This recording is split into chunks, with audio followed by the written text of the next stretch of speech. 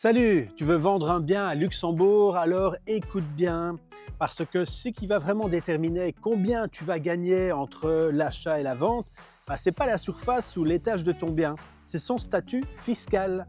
Il y a trois statuts fiscaux.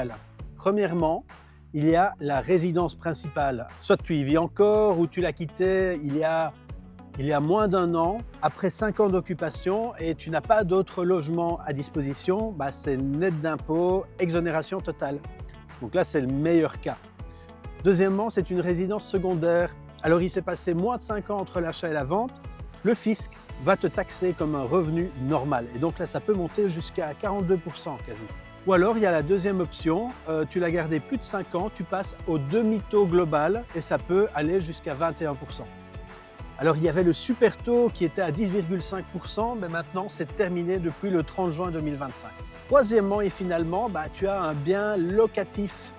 Et donc là c'est la même règle que le revenu secondaire, mais attention, tous les amortissements que tu as fait, que tu as déduits pendant la location, le fisc te les réintègre dans ta plus-value.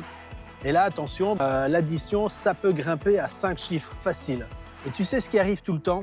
Tu as des vendeurs qui pensent être exonérés d'impôts parce qu'ils disent mais c'est ma maison, j'ai vécu là, sauf que ils sont partis depuis plus de 2 ans, ils l'ont loué entre-temps, ou alors ils ont déjà une autre résidence principale qui est déclarée. Et là, leur bien est fiscalement considéré comme une résidence secondaire et donc la plus-value devient imposable. Et bien là, ça ne rigole plus.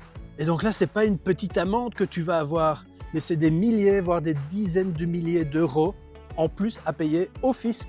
C'est une erreur classique et c'est une erreur qui peut être vraiment coûteuse. Donc avant de vendre, tu ne fais pas l'impasse, tu vérifies bien le statut de ton bien. Et si tu n'es pas sûr, tu me donnes un petit coup de fil. Allez, ciao!